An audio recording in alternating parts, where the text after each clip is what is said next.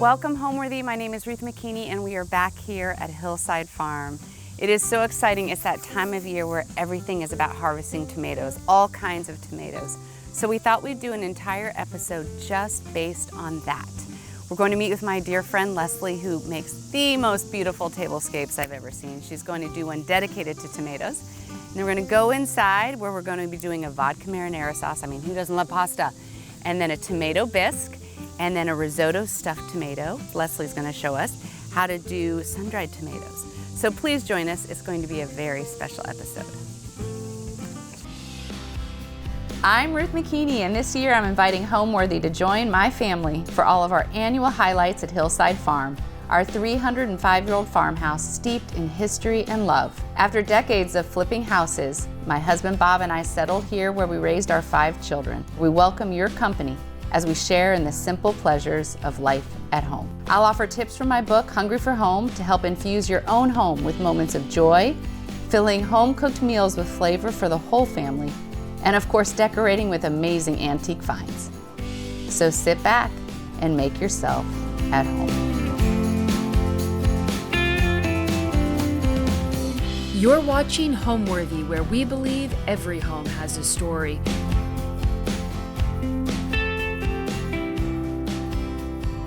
So happy to be here. Thank you for having me. I think Leslie is one of the most uniquely talented people that I know. And so I'm so excited because I give all credit to you. She had the most amazing idea for our table today. Since we're celebrating all things tomato, she thought, I'm going to do a tomato-scape. So I can't wait to see what she's envisioned. All right, what is this? What's happening? So one of the biggest trends of 2025 in the floral world is fruit. Okay. So here we're going to be highlighting the tomato. We have a lovely linen tablecloth that we're going to be using. We're going to be using some extra tall, beautiful tapered candles. I like extra tall candles. Me too. I'm such a sucker. It gives it a little bit of romance. Yeah, it does. I found these super cute glasses with tomato adorable. vines in them. So we're going to be setting the table with these. Okay. I also have these adorable salt and pepper shakers. Aren't they cute? They're great. So, and then we're going to be making some fruit arrangements in some burl wood, which is actually a design trend of 2026. Next year. Next year. Wow, so we're seeing it early. So we're seeing it, we're getting a little preview at some design trends that are coming out. Okay. And then this morning I went and cut in my yard a ton of fennel. So fennel is, give it a smell. Fennel. Yeah. It is fabulous. And at this point in the season, it's really sturdy. As you can see, I'm touching it a bunch and nothing's happening. So I'm going to be taking a bunch of this and kind of making a floating cloud above the table. And then we're going to be making these really rich weeping over tomato scapes on the table in all of our bowls and our little pillars here. I love it. It's going to be, it's going to be like we're in Tuscany or something. Exactly. So, okay. Exactly. While you do this, I'm going to go inside and I'm going to start on the tomato bisque and a couple of other things, and then we'll come see how your progress is. Amazing. All right. Sounds delicious.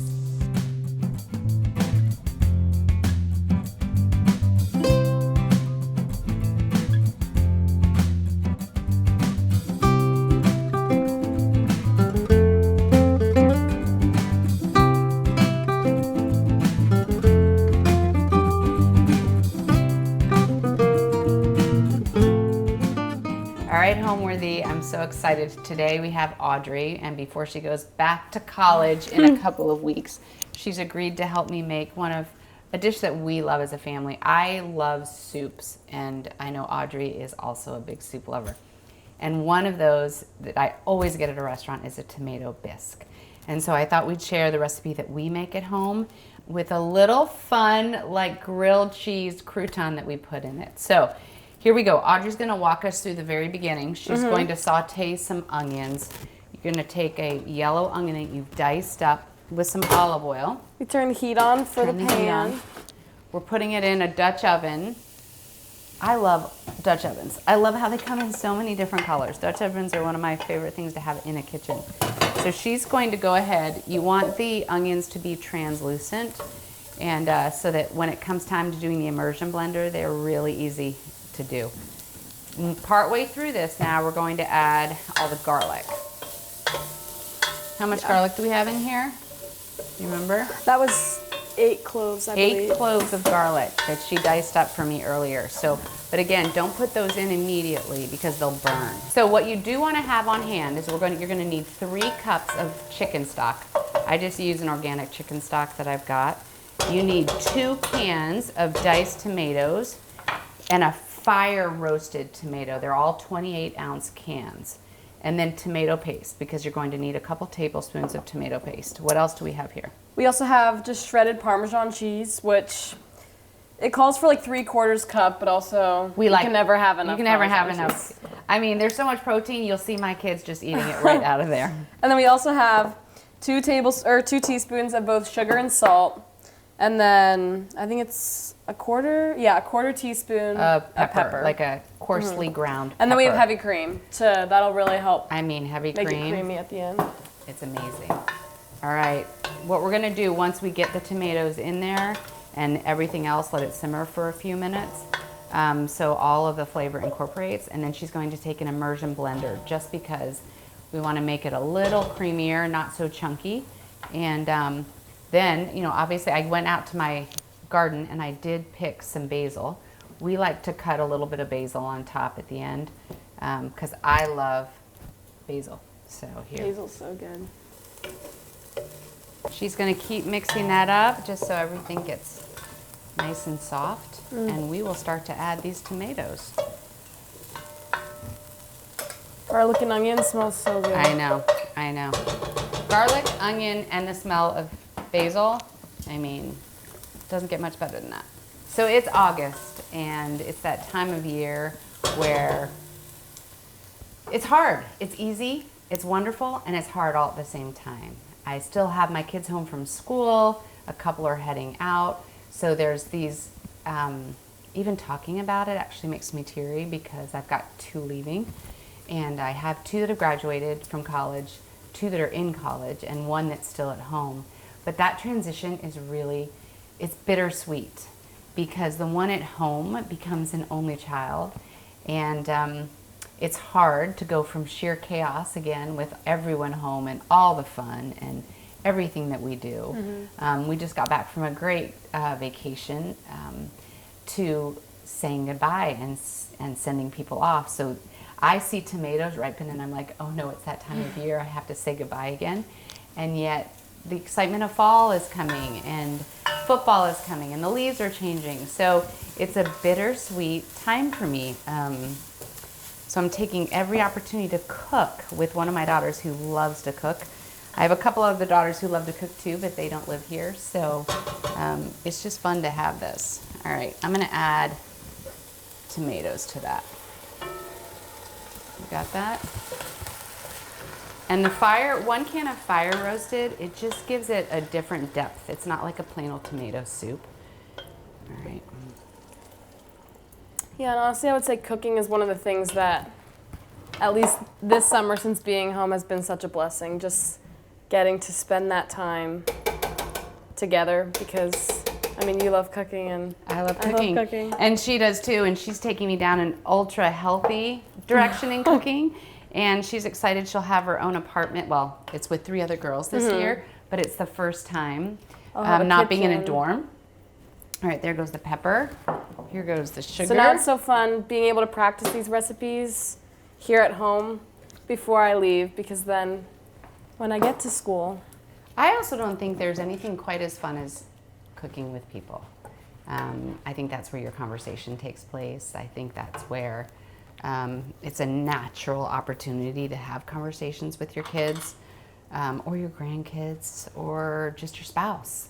Grab a glass of wine, grab an iced tea, and grab those stolen moments in the kitchen. Otherwise, it's you by yourself cooking and everyone else is having fun elsewhere. We've really tried hard to make the kitchen the heartbeat of the home, which, you know, we flipped houses for 16 years. We moved every 18 months. And in each house that we redid, we put, what did we put in every kitchen? Come on. Oh gosh. You're staring at it. Fireplace. A fireplace. So we have put a fireplace in every single kitchen because I felt so strongly that the kitchen was where I wanted people to gather. So part of harvesting tomatoes and the end of summer is that last big hurrah of everyone is together. So, yeah, and I'm not gonna cry. Anyway, okay, how much? 2 tablespoons. I know, 2 tablespoons. tablespoons. I'm gonna just eye the tablespoons. All right. Don't start crying. 'Cause It you're is gonna make me cry. blessed to be able to bless people through cooking for them and to have them around your table. And it doesn't matter who they are, whether they're related to you or not. So really make the effort of bringing people together. All right, you got those? Mm-hmm. All right, turn it, heat up. We're gonna let it. Should I immersion yet? Yep, and I'm gonna go ahead. We need 3 cups of this. There's 4 in here. I kind of know in my head the feeling, so I'm just gonna add 3 cups. And then Audrey is gonna take the immersion blender that I think I've had for 20 years Hey, it still works just as well. and immerse. Now make sure you don't lift it because it will Spray spray everywhere. everywhere. All right, so she's gonna do that. Immersion blenders are awesome because it does what, you know, a regular blender doesn't, and it totally makes everything smooth, which she's gonna do most of it, but not all of it, because I like a little bit of girth to it. Okay, now we're gonna add a 1/2 cup of heavy whipping cream. This is just going to make it really creamy and rich. How does it feel? Good? I think that's good. You tell All right. me. No, I think it looks great. Okay. I'm gonna add a 1/2 cup of that. And just mix it in. Mix it in. All right, mix that up. In the meantime, our little treat, because my son loves grilled cheese. And I was once in this really fun restaurant that had taken a rustic bread and made grilled cheese croutons. They had served that. They also had slivers of grilled cheese, so you could dip them into your tomato soup. So I've been divinely inspired. All right, will you go ahead, Audrey, and if you'll Butter them, both butter sides. those both sides. And I'm gonna use a Havarti cheese. Havarti cheese, I mean, you can use any kind of cheese that you love, but Havarti melts really well and it pairs great with a tomato bisque. You got- No, not both sides of that. Oh, they said both sides. There you go. I did, it was my fault. No worries. I will say that's the way most, at least people in our family, enjoy grilled cheese, and tomato soup is just together. Yeah, to pair them. Mm-hmm. But it's fun to do a bread that you ordinarily wouldn't use. Like my daughter is making a lot of sourdough bread. Actually, I have 3 daughters who are doing a lot of sourdough bread making. And you can use sourdough bread in place of this if you want.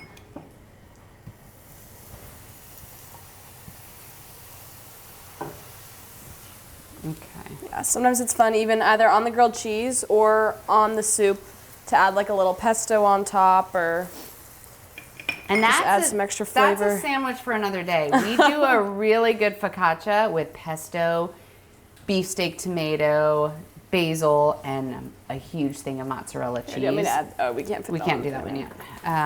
And that sandwich might be my very favorite sandwich. It's hard to make like a good focaccia that's not too thick. exactly. Taste it.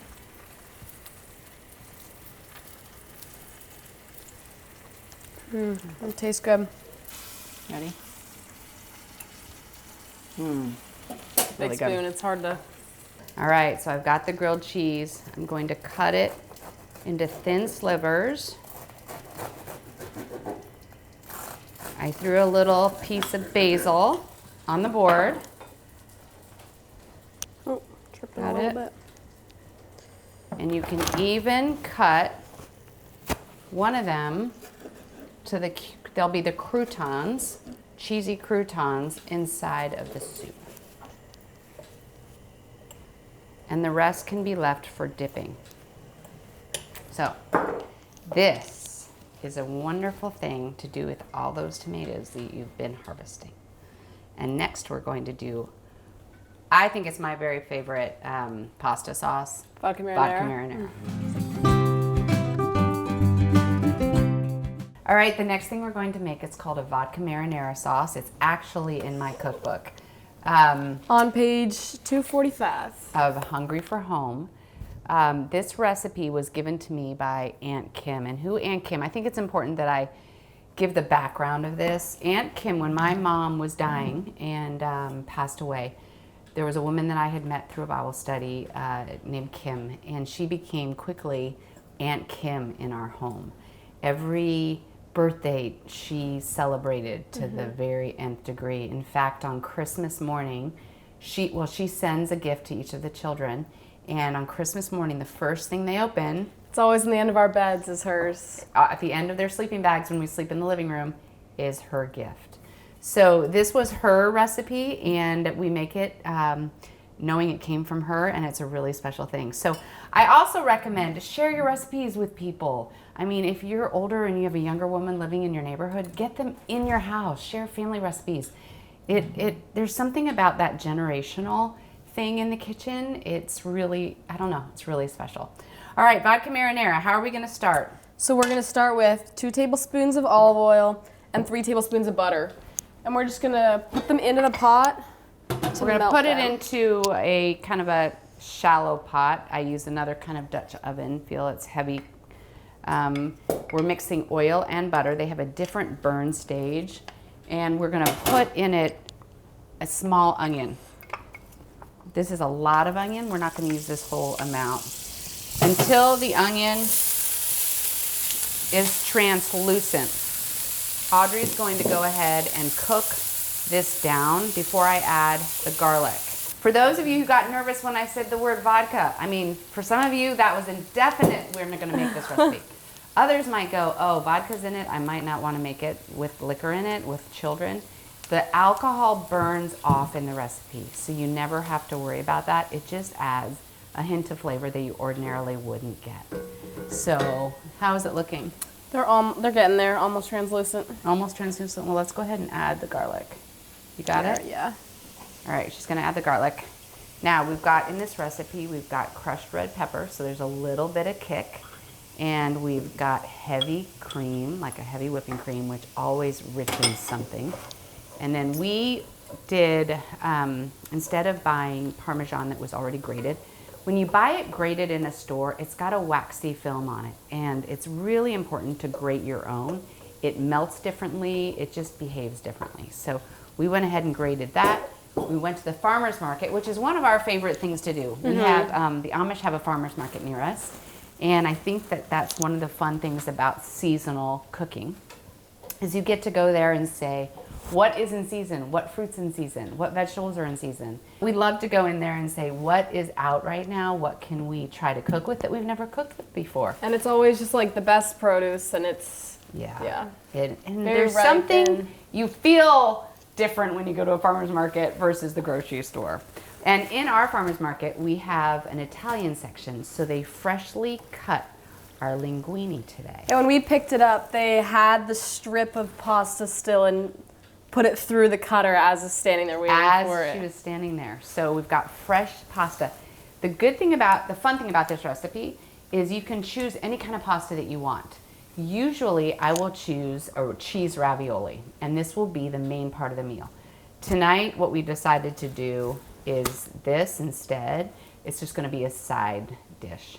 But for those in my family who are deciding to stay away from gluten right now, we have a completely different, we have a corn kind of pasta, fettuccine, so that they can have it on there. But you can do it with anything. It's the sauce that matters. All right, how is this looking? Yeah, the fettuccine is really good. We all love a good ravioli, because then that just adds the additional cheese or spinach, whatever's inside of it. Exactly. It could be spinach ravioli. I mean, it could be mushroom ravioli. It could be anything. Get creative. So after you add the olive oil, butter, and you've sauteed your onions and your garlic, next we're gonna add the tomatoes, the basil, red pepper, and vodka. All right, now I need to cut the basil. I went out earlier. How much basil am I cutting on? Basil is 2 tablespoons of chopped, which typically we treat as more like 4 fresh tablespoons. basil for this. But we love basil, so we normally just add a little extra in there. And I have different kinds of basil growing in my garden. I have kind of a purple basil. I have this basil. Do you want me to add the vodka? Yes, add the vodka. It's like half a cup of vodka. All right. How much did you say? Cup? 2 tablespoons. Oh. I like extra. Exactly. All right. Here, I can add that in. And after we add in the basil, then we're gonna let it simmer for 15-ish minutes. That's a lot, so you might not want to add all of it. Yeah. You can top the rest. You don't want to add the cream yet. The cream will separate. So that's the last thing we add with the cheese. We're gonna let this simmer for about 10 to 15 minutes, and then we're gonna come back and complete this. In the meantime, we're gonna check on how Leslie's doing on that table and pull her in because she's going to make a stuffed tomato with risotto, which I've heard is out of this world. So let's go check in with Leslie.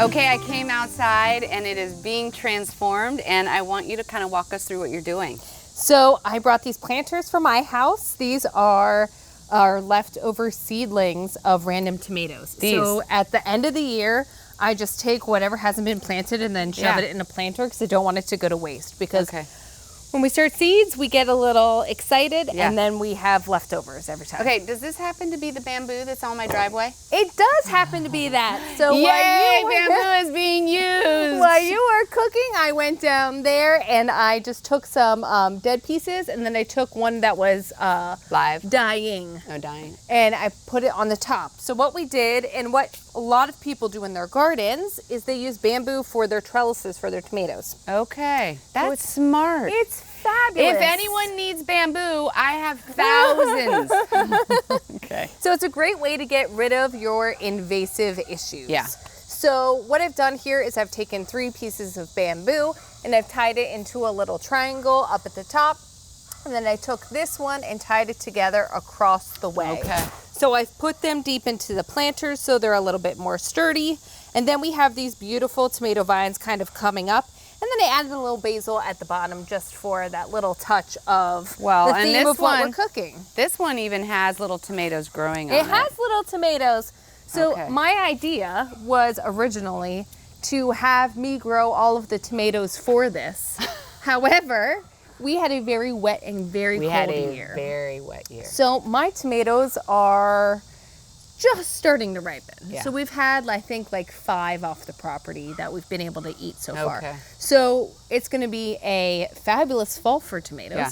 But we had to supplement. So I went out to some farmers markets. I went to a lot of different places and got some different tomatoes that I like to use. And I love it that they're all different colors and shapes. They're all different colors. And by the way, I can smell the fennel the minute I open the door. You can smell that all the way to the house. Yeah. So, all right, can I borrow you for 2 seconds Absolutely. to make your risotto tomato and then let you get back out here to Wonderful. work? Sounds great. Okay, we've got Leslie back in the kitchen, and she's going to teach me something I've never done, and that's stuffing a tomato. And I think it's a risotto stuffed tomato. Absolutely. So I'm excited to learn something new. All right, walk us through this. So this is my go-to recipe for summer. So I always have a tomato-themed party for all of my girlfriends. So they all come over to my house, and we do tomato everything. Which is kind of what we tried to do tonight. Okay. Exactly. So this is a fabulous recipe if you're having people over and you want to make something slightly in advance. You know, you get to the certain part of the party where you've got 50 minutes till dinner, and then you put these in the oven. But it's one of the easiest things to make. Well, we like easy. Yeah. So what we've got is we have our tomatoes. So these are a little smaller one I typically use. So instead of 8, we're going to do 10 tomatoes. Okay. Give me a job. We have our parsley. Okay. We have fresh basil. Amazing. Right out of my garden. So my favorite 2 basils to use are Dolce Fresca and Genovese. Okay. So unless you're doing a lemon-themed version of this, in which I would use lemon boy tomatoes and lemon basil, which gives it citrusy notes, which is lovely. Garlic, we want to use 2 cloves. And I want you to know I offered to give her garlic that was already cut, but she's going to teach me her trick at getting rid of the skins quickly. Everybody's got a way, right? Everybody has a way. I have this rubber thing you rub it in. I've got the rubber thing. A lot of people actually just take this and put it into 2 metal bowls on top of each other and go like this, Oh, and okay. it comes off. And it comes off. But I'm an old-fashioned smash it. Okay. So they don't need to be whole. We're going to actually be using a food processor in this. Okay. So we're How going to many? use 2 cloves of garlic. However, I love garlic. I'm a garlic person. I love garlic. So we're going to use 3. We're going to Okay. use 3 cloves. Get it a little bit garlicky. Good. It smells so good in my kitchen. Oh yeah. And I grow garlic. I love garlic. I braid it. I use it as decorations until I've eaten it. It's just, Yeah. it's fabulous around the kitchen in general. Leslie has recently had her first baby, and so Yes. it'll be fun to see how she starts to cook or garden with your child. Do you want me to put Absolutely. this in the food processor? So you can put that right in the food processor. Okay. So the next thing we're going to do is we are going to take your tomatoes Okay. and we're going to keep the tops. Okay. So we can take them off the vine. So buy them on the vine. You can. So you leave the top You on. can pick it. You definitely want to leave the top on because Okay. that's part of the cooking process. Okay. So, I've never done this before. yeah. So you just take off so you have like the little stem. Okay. Almost like a little pumpkin. Yeah. That's okay. Okay. Don't worry about it. Maybe. It'll still You need cook. to do it. No, I know. Clearly, both It'll of these still came off when cook I tried to just do it. fine. Okay. So the trick is to take it, put this end down, and to gently go like that. Okay. And then it comes Don't off. saw it like I did because Yeah. it will come off. But that's okay. Okay. So you basically want to just have the tops intact. So Okay. I like to keep the top with a little bit of the vine just for the Looks. look of it. Not necessary for the taste of it. I love it. So this one's even a little too tall, so I'm going to take this Okay. one down. So then you're going to take your tomato, put it on its side, and then you're going to just cut a little bit of the top off. So basically, like you're cutting a pumpkin. Exactly. You're just cutting it. And we're going to get a spoon, Okay. and then we're going to scoop this out like a pumpkin as well. So when you're cooking this dish, you want to have a tomato that has a little bit of a firmness Firm. to I was it. gonna say you don't want them soft. Exactly, because that will mess up how they cook. So Okay. you go in, you take your tomato, and you just kind of go around the top like this. You can cut it. I find it easy enough to do with a spoon. We're going to take this, and you want to get those juices into your food processor. And then you whittle out the top, so it looks like that. So then I go in and I just scoop out literally like a pumpkin, which we might be doing later. We'll be doing that next month. You scoop it out and have all the innards and the juices in there. Seeds, all that stuff equals flavor, so use it all. And once you have your tomato all hollowed out, you're going to set it aside with the tops. Okay, here, you can put it on this board. Or Yeah. You want to put it in there? So we can put it in here. We're going to just need to add olive oil to that. Do you want me to start cutting up some basil? Or So yeah, some... feel free to start cutting up basil, but we're going to be throwing it all in the food processor. So Oh, so it doesn't even matter. So Doesn't even matter. Do you want the stems as well? let's take the stems off. Off, So okay. that's what I say when I say this is such an easy recipe to make, Yeah. especially with food processor. How much parsley was this? That's perfect. I just honestly grabbed a handful when I was out in my garden this morning. Okay, so just a handful. Just a and handful. it's the flat leaf parsley. So the traditional recipe calls for 2 to 3 tablespoons when it's chopped. So I find that a handful works perfectly. Okay. Do you want me to do the basil as well? You could do the How basil. How much basil is going into it? I mean, there's never too much basil in my I opinion. agree So with you I would cut wholeheartedly. off the stems the same. I went out to my garden. I'll tell you, basil, start making pesto. Save your basil. Yeah, well, the other thing is yours is a little stocky. So It what you is. can start to do in your garden Yeah, is tell me. you prune it and you use the top part down. That forces the plant to shoot out lateral shoots. Okay. That's what makes it short and bushy versus tall and flowering because Okay, you so don't where want it would to you get cut it? flowering. No, you don't. So I would come in and you see how this is sending out these little nodes right there with Yes. little leaves on it.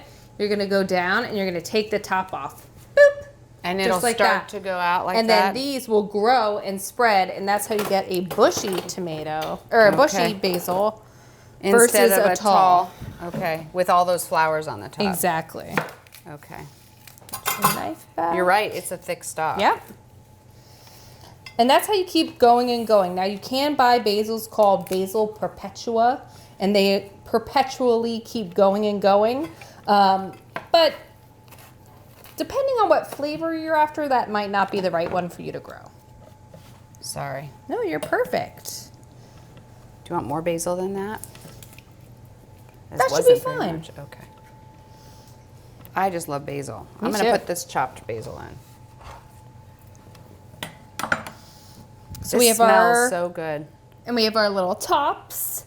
Now, so these are going to sit just like that. they're going to sit just like I that. love Isn't that. that darling? Do this with your grandchildren, your children, It is- anybody. It is literally the perfect recipe. Everybody I feed it to loves it. Anybody who loves a tomato will love this recipe. And like I said, it's so easy. If you're having a ton of people over, it's something that you can make in a really large quantity. Okay. And you don't have to, you can make it in advance. You can make it in advance. Which is Now- helpful if you're throwing a party. Absolutely. Now, I'm a firm believer in not refrigerating your tomatoes. You told me that because Yeah. they get mushy. Don't they get grainy? It loses a lot of the flavor as well. So you Okay. don't, I keep it, I take them out of the garden, I put them on my counter, and you know, if it's the end of the season, they can ripen a little on the counter, but if not, I'm going out on a sunny day. If you want to get the best flavor, you go out on a sunny day, harvest your tomatoes, and use them either that night or let them sit on the counter until you're ready if you have copious amounts, which we always do. What if you have them, they've fallen and they're a little green? Do you put them on your windowsill? Fallen and they're a little green? Absolutely. Okay. So Oma, who is my husband's grandmother in Germany, will take tomatoes at the end of the season. She'll go out, pick all of her tomatoes. She'll wrap them up in newspaper, and she will put them on her windowsill to have them slowly ripen. And that way she's got tomatoes for a really Wow. long time. Okay, I've never heard doing that. Yeah, so I'll go over in like November, and there's literally every windowsill surface is covered in tomatoes wrapped in newspaper. All right. Now, the other thing is when you're taking tomatoes out of your garden and you're bringing them in, is you always want to put them stem down on your counter. Okay. So Why is that? That's because the stem side is the side that will bruise more easily. So you always put it butt down. Now, these obviously have their stem on it, so you wouldn't do it necessarily with these. Okay. But when, like the ones you had that just popped off, you want to take that and you want to put that down. Down. Oh, you mean when they get like this? Yes. Put it down. Put it down. Okay. Good to know. Absolutely. Well, when you have a counter full of tomatoes that you're picking every day. I mean, there was a time, because I had a bunch of tomato plants, and they ripened all at once. Yes. Sometimes. And if you leave them too long, they're getting black spots or they're getting... it And can I get hectic. had filled my whole table. I'm like, now what do I do? So we just started taking them to Exactly. neighbors. That's and the it best. is a great opportunity to give. It is to the people. best thing. I literally paid for my lightning rod Yeah. to get put up in tomatoes and in Really? cucumbers. It's one of the best neighborhood things to do. It is. Everybody, if you want to make a friend, bring them some tomatoes. Yeah. Right now, I'm bringing cucumbers to everybody because we have so many cucumbers. All right. So- we're going to stop right there. Yeah, And perfect. Can I Cuisinart this? So we Oh. just need to add some olive oil in. How much would you add? So typically you want to add 2 tablespoons. I'm adding a little extra. Oh, so I had a question. I saw this. I asked if she needed some Parmesan, and she didn't. She wanted... Locatelli. So Locatelli is a brand of Pecorino Romano. It's my favorite cheese to Okay. cook with. It has a different flavor. It's not as nutty as Parmesan. Okay. So this basically is going to balance out and give a lot of umami. So I'm just What's going to put a umami? little. Umami is means- a kind of flavor. It's Oh, I thought you meant buttery- like, ooh, mommy, that's good. Well, you know what? It can That be wasn't that way. very much. It's Do you not want- much. Oh, okay. Yeah, so we're just going to put in a little bit because we're going to put some on top as well.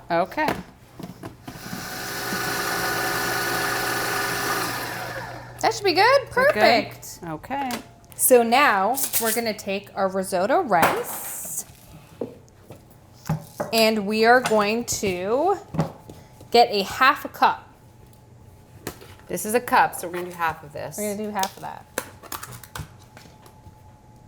Now you want to make sure you're using, this is an Italian style rice. It's a short grain. Okay. It's usually used for risotto. You can also make sticky rice with it if you're making. So then we're going to, I'm just going to mix it in here. Okay. We're gonna. But you have the blade in there. Does it matter? It doesn't really matter because we're going to just pour it out of this. Okay. So you just want to mix this all together. Do you want me to get a little ladle? We could do a ladle. We can do this spoon. Whatever will work. I mean, look what I have. How cute. I know. That's literally the perfect tool. The perfect tool. Okay, go ahead. So now we're all ready. We're just going to take this lovely goodness and we're going to fill your tomato. This is so cute. Isn't it cute? And you want to make sure you're having a good amount of the juice in there because that's how the risotto is going to cook. Can I put this on? You sure can. How cute. So I'm actually going to Oh, do you want to put that on first? take a little of this and just sprinkle the locatelli on top. All right, I'll do that if you fill. Sure. And then the other thing we need to do is put olive oil, which we have extra virgin cooking olive oil versus drizzling olive oil. Okay. So we're going to put that in the bottom of the pan. Okay. How much? Just so basically it covers the whole bottom. You don't want to like fill it, but enough where... Do you know what I found out? We were just in Croatia, who's big on olive oil. And the gentleman that we were with told us that most virgin olive oils that you're seeing in the store aren't really olive oil. Absolutely, they're a blend. I had no idea. So I'm super picky. Well, because you're allergic to so much. I am. But he said there are ways if you put it in the fridge, he said you can tell whether it's real or not. Cloudiness. Cloudiness, yeah. Yeah. I had no idea. So there's a bunch of things that they kind of cut olive oil with. So you can also look on the back of your olive oils. You want to make sure you're not getting a clear bottle. So the bottle I just used, you can tell it's not clear, right? It has, typically, if I'm going to spend good money on olive oil, I will go buy a foiled one. You want to make sure it's coming a lot of times in glass with foil on it in general. Okay. And then it should actually tell you when it was harvested on. Okay. So if you look at the back of that olive oil, it'll actually tell you. So right here, it tells you when it was harvested in November, which is good, in 2024. And then it was bottled as well in February. And then it's best by date. So you want to see 3 dates whenever you're shopping for olive oil. Anyway, that was fascinating to me. And I thought initially it was because here we are in these olive groves, right? And he's talking about it. He said people don't understand how big Croatia is in the making of Oh, absolutely. So we have these filled. A lot of them have a good amount of, you want to make sure you're seeing some moisture. This one just needs a little more, so I'm going to go pour that in the side. Because it's got to cook the rice. It's got to cook the rice. Now, do we cover this in foil or anything? No. No, it just goes right in the oven. We have the oven this is your little topper that holds everything in. The oven's at 400. It's been preheated. And these are going to go in for how long? 50 minutes. 50 minutes. So like I said, you can get it to this stage and then set it aside. Okay. So I always, no matter how many times I do this, I follow the recipe. And you always have a little bit left over. So you can always stuff more in, or you could take this and put it in a tiny pot, which is a lot of times what I do, and then cook it to the side. All right. I know, that's always the fun which game. one matches. Exactly. I mean, how adorable is this? I know. All right, we're going to put it in the oven, clean this up, because you're going to show us how to really quickly do a sun-dried tomato. Absolutely. Because sun-dried tomato, and you can leave that so that you can use it for the rest of the season. Yes. So let me put this in.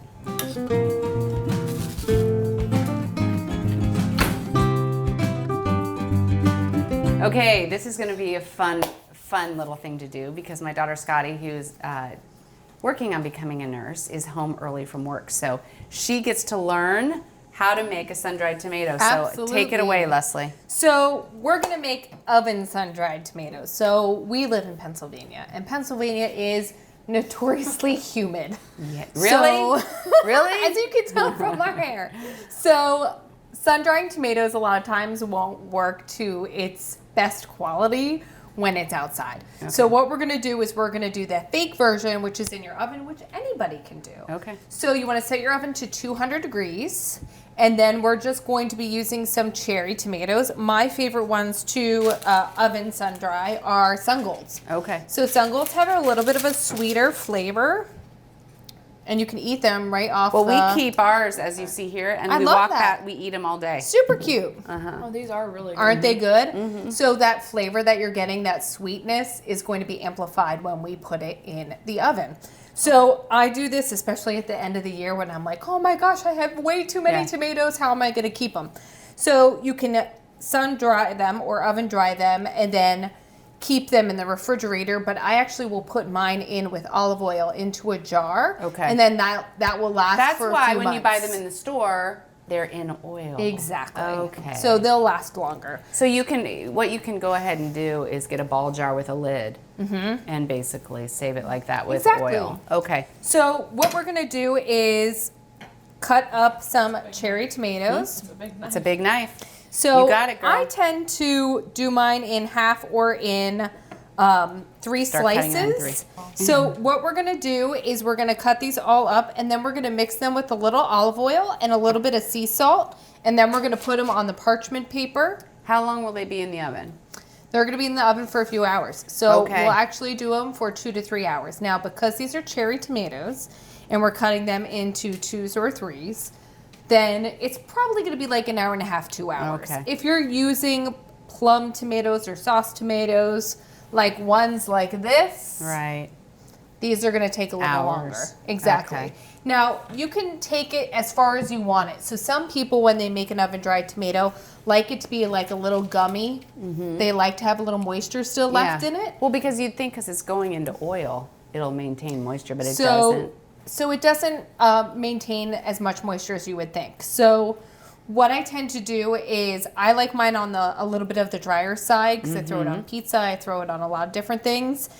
So I take it to Watch that your point finger. in the oven. I know. One thing I can do is Well, take she care of gets. myself. I was gonna say she I'm hurts glad herself. Scotty She's a got nurse. home early because she's been complaining. She's getting ready to go. She's graduating early and finishing up school this fall. But she's like, Mom, I can't cook. And I said, how did you grow up in this house and not be able to cook? Because her sisters can all cook. Because So everybody does it for me. everybody does it for her. So she wanted to be here for this. Well, now you can live off of tomatoes. Yes, There you- perfect. I'll let my roommates know. I'll provide the tomatoes. So the other thing you can do is if you take it to the drier end of things, you can reconstitute it with tomato juice, Okay. which will actually pump up the flavor even more. Okay. You're doing great. So will we be drizzling this with salt? Is that what we're going to be doing? So what we're gonna do is you can drizzle olive oil and salt on it. Some people will put it in a bowl and mix it. Okay. It does pretty much the same thing, especially when you're cutting it like Yeah. this. So you just want to kind of lay it out, and we're actually going to spread it out a little bit on here because you don't want them. You want to give them a Touching. little room to breathe and dry. Now, some people will do this. If you're doing the traditional sun-dried tomato, it's going to take days and days. Some people will actually make a oven outside where they'll have racks and they'll wrap it up in plastic and they'll stick it outside. Yeah. But in I don't do Pennsylvania- things that take days and days. Exactly. So we're gonna have Yeah. some pretty much instant. I mean, I had trouble doing sourdough because Too much it's patience. too much patience. It is. I just made, actually, one of your daughters helped me. I made the croissant sourdough loaf. And how was it? It was so good. It was so Yay. good. Oh my gosh, 3 Audrey days. just made us sourdough. Takes It 3 was days. so good. Yeah, it takes a long time. I don't have the patience. Yeah. She was coming down late at night last night to pull Yes. and wrap, Absolutely. you know, all that. Stretch And I and was fold. like, Stretch and fold. oh, where's Whole Foods? No, I say I appreciate it. It tastes unbelievable It does. having it fresh out of the It does. oven. But you Yeah. know who has a great sourdough if you don't want to make it yourself Yeah. is Wegmans. Oh. So Wegmans started off as bakery, and they have a really good sourdough Sourdough. with rosemary in it. Well, it's really good for some of my kids who are trying to stay away from a lot of gluten, so. Oh, it's fabulous. All right, so what do we do now? We're gonna put some olive oil on it, some salt, and you're gonna throw it in the oven. Okay, and leave it for a few hours. At 200. And this is what you do when you bring it out. You can either use it immediately. Use it immediately. Or put it in a ball jar with some oil, leave it in your fridge, and then pull it out whenever you want. How long will it stay good? It'll stay good for a few months. Okay. Yeah. Awesome. All right, if you want to do the olive oil, I'll do the salt. So try not to get too much olive oil on the pan. You just want to do the littlest bit. And then the salt also helps bring out the moisture as well. And I have a dehydrator at home. This is great if you have a dehydrator at home to just throw them in a little bit of olive oil, salt, take them out of the bowl, stick them in the dehydrator. And it works perfectly. And it works great. And it smells fabulous. It smells, I mean, this whole kitchen smells good. So right now, I'm gonna let Leslie go back outside and finish the table because we have people coming home and we wanna be able to eat all this wonderful food. So I'll see you in a minute. Sounds good.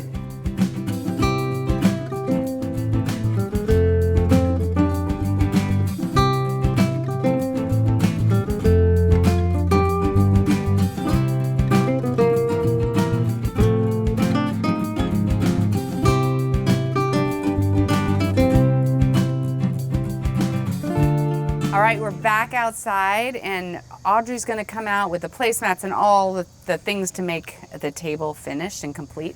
But you're gonna walk me through what's still to happen. Absolutely. So what we did is we've been making a fennel floral cloud. So I went and picked this morning at my house. Yeah. And we've just been tucking all of the pieces in. Is that yarrow in it as well? Or No, is it all it's fennel? just fennel. Wow. Isn't that incredible? It's incredible. So the way you make a floral cloud is you a lot of times would string it to the ceiling. We didn't have a ceiling, so we made these bamboo poles. And then you just take a piece of chicken wire and you literally just like wrap it around, and then you kind of bunch it into 3 sections, and then you just start sticking things in it. Wow, it's exactly. incredible. So you have to make sure you're using some more hardy and sturdy pieces of flowers. Like some flowers that are a little more delicate won't make it. Okay. There are a few pieces I'm going to cut off before we had dinner that were a little too young when we cut it this morning. But other than that, everything's so sturdy. Wow, it's beautiful. And then what are we've already talked about the its ends. So you're preparing some, centerpieces. Absolutely. Okay. So we're making our centerpieces today out of actual tomatoes. Right. So we're using tomatoes on the vine just like we did with dinner. And we have our vine chunks here. We have some cherry tomatoes. These ones I picked from my house this morning.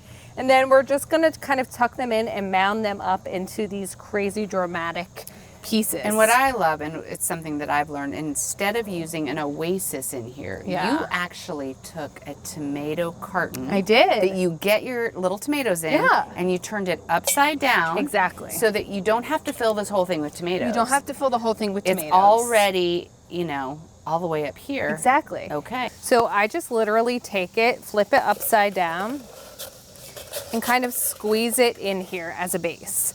Now this allows you to have some holes where you can stick the ends of your vine tomatoes.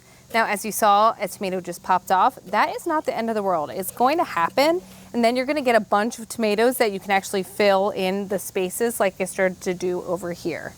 So like I said, we're just going to take these and kind of tuck them in. I love a little bit of the vine showing. It just adds a little bit of drama. And then I'm gonna start holding it down with these bigger tomatoes. And I love the patterns in some of these, so I want them a little more vocal. You can go to your local farmer's market and get a bunch of heirloom tomatoes if you don't grow them yourself, or if you're like me and your tomatoes are a little late this season, you can certainly go and find them at most farmer's markets. So then I'm gonna grab some ugly ones. Here are my ugly tomatoes. So these are from my yard, and as you can see, the birds got them. So I don't want them to go to waste. We're actually gonna use them in our Tablescape. So they have these gross parts, right? That they're moldy, that there have been a lot of bird action. So I'm gonna use those and hide them, the icky part, inside. And they're also going to just help build a little bit of a structure for me, Because look, it has this really nice side to it that can be used, and no one's any the wiser. Now, you want to make sure you go pick those first thing in the morning because they can start to smell if they have holes in them. And then I'm just going to keep building up. Now, the next thing I'm going to do is grab some toothpicks. Okay. So I'm going to take this and I'm just going to start sticking them in. Now, I have the toothpicks, so you can take toothpicks and go into a little bit of a tomato and then right into one of those holes. Right. Got it. Perfect. Perfect. Yeah. And then you just keep building up and up. I mean, here, look at this cool purple. Isn't that fun? That one's fun. So, can I ask, Yeah, of where course. can people find you to follow you or contact Oh my gosh, you? absolutely. So Because she will come, I mean, you do dinner parties. I do dinner you parties. do entire homes outside. I mean, you're incredible. I do. So, I tell do people gardens. Where do so people find you? You can find me at Ginger Girl on Instagram, and you can feel free to DM me, and I will come do this for you. That's right. Here you go. Perfect. And like I said, if they have a little bit of an ugliness to them, that's fine. Everything, you can hide everything. This is, we'll stick it a different way the toothpick was sticking out. Oh yeah. So we're gonna actually take a lot of these little guys. Oh, and just stick them in? And stick them in. Yeah, so everything will be covered. Come on, Audrey, help us stick them in before we set the table.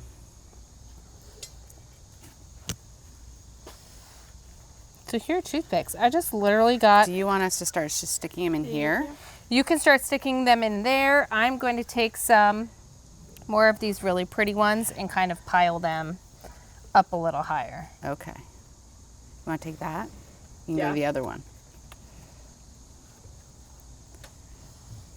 I mean, it's gorgeous. Isn't that fun? And like It's- you said earlier, it's kind of like a classical painting. Yeah, it is. So let's say there's a section where you've lost some. You can actually just layer this in. So we're gonna take that out. We're gonna stick Stick this it in. in. I got it. And we're gonna just keep adding.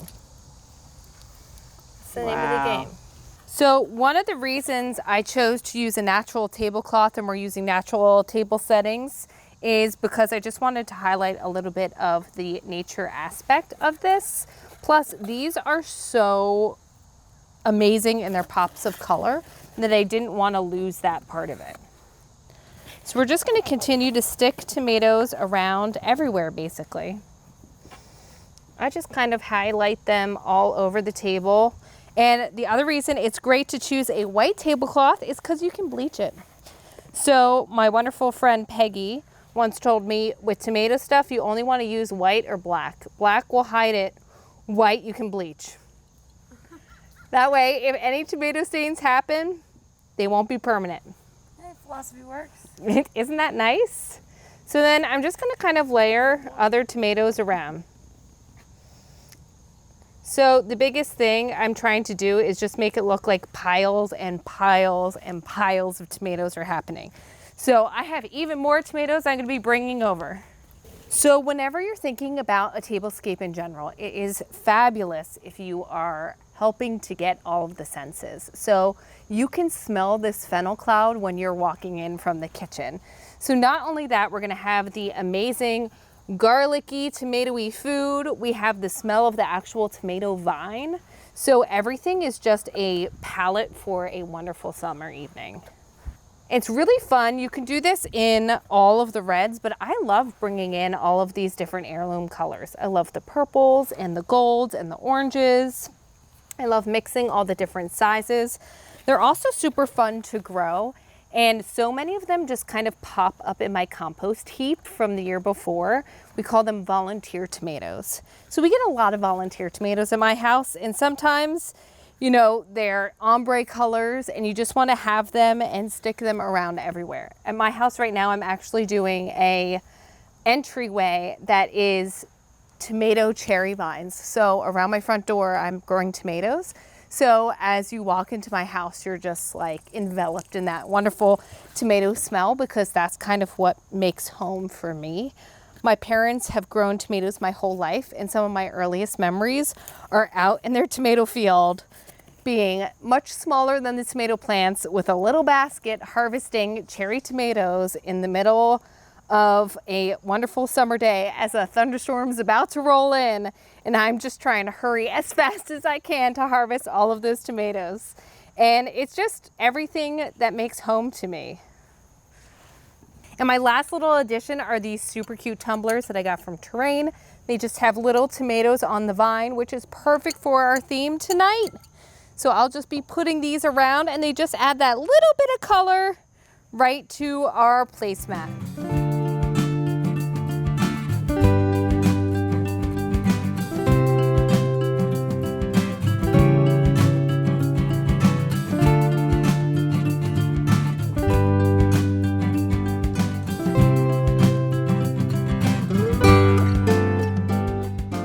All right, I got Audrey back in here because we're gonna finish the vodka marinara sauce.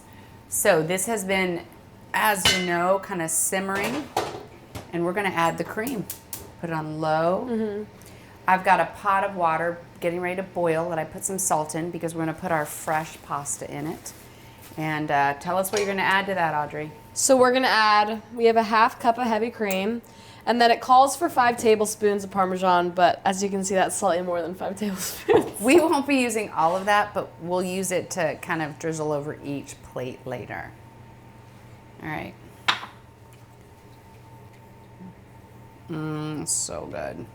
So this is gonna boil. We are not going to put it all together until the rest of the family arrives, but once we do, we'll put it in this.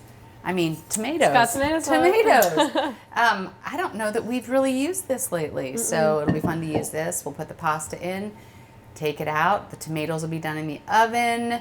And sprinkle some more Parmesan and basil give on people a top. little tomato soup and grilled cheese, and we have a great night ahead of us. So we'll let this cook. I'm going to cook this, and we'll come back.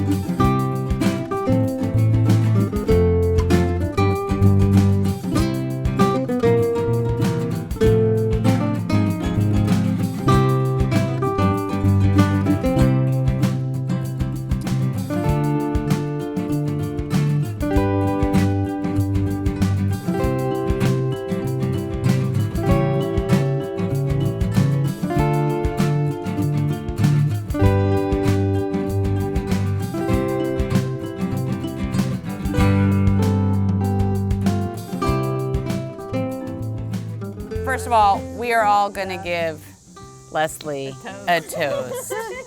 All right, Leslie, you are a genius. You're incredible. Thank you for transforming our dinner time into art. So thank you. Absolutely. All right, well, let's pray, because this is so good. All right, Lord, we thank you. We thank you for just harvest. We thank you for all that you provide for us. We thank you for your food. Thank you for family. Thank you for friends. Bless us to our bodies. In Jesus' name, amen. Amen. All right, let's eat.